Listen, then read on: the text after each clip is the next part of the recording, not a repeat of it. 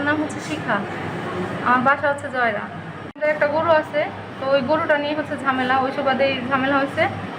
তো ওনার ক্ষেতে নাকি গরু গেছে, আদৌ জানি না, ওনার ক্ষেতে গরু যায়নি। ওর মধ্যে সালামের ওয়াইফ আর হচ্ছে সালামের ছেলে, ওর নাম শামীম, দুইজন আসার পরে ওই শামীমও এসে মানে থ্রেট মারার পরে আমি যখন জাস্ট বলি যে যাওয়ার আগে সালাম হচ্ছে আমার শরীরে ধাক্কা দিয়ে উন্না ফেলে দিয়ে গেছিলো।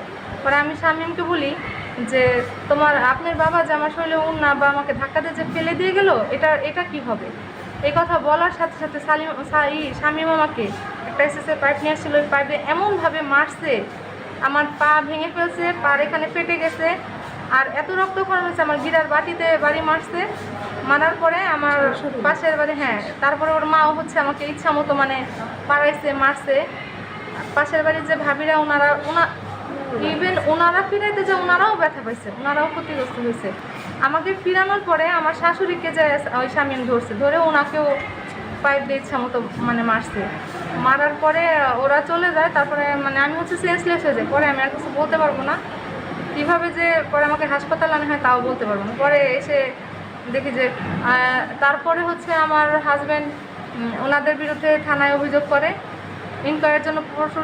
গত পরশু পুলিশ আসছিল, আসার পরে ইনকোয়ারি করে চলে গেছে। তারপরে আমাদের হচ্ছে থানায় যখন লোকেরা যায় তখন ওপর থেকে আমাদের মানে এটা কোনো গুরুত্ব দেয় না, বলে যে আপনারা এলাকা ভিত্তিক মিটান। কিন্তু এলাকা ভিত্তিক মিটান হলে তো এটা আমার পছন্দ হচ্ছে না, কারণ আমি তো বিচার পাচ্ছি না। নিচের যে হাড়টা ভেঙে একদম মানে সরে গেছে, আর এইখানে হচ্ছে পেটে সেলাই পড়ছে অনেকগুলা।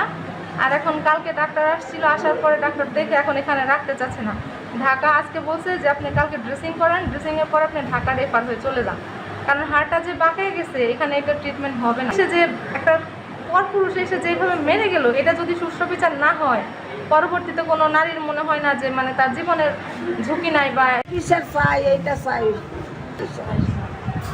আমার 70 বছরের বয়স, আমার এই সব মার দিছে আমার এই যে বুক চুপ পেয়েছে, ওঠা পারি না, ব্যথা, এই যে স্টেলের পাত দিয়ে এসএস পাইপ দেয়, এই যে বাড়ি দিছে।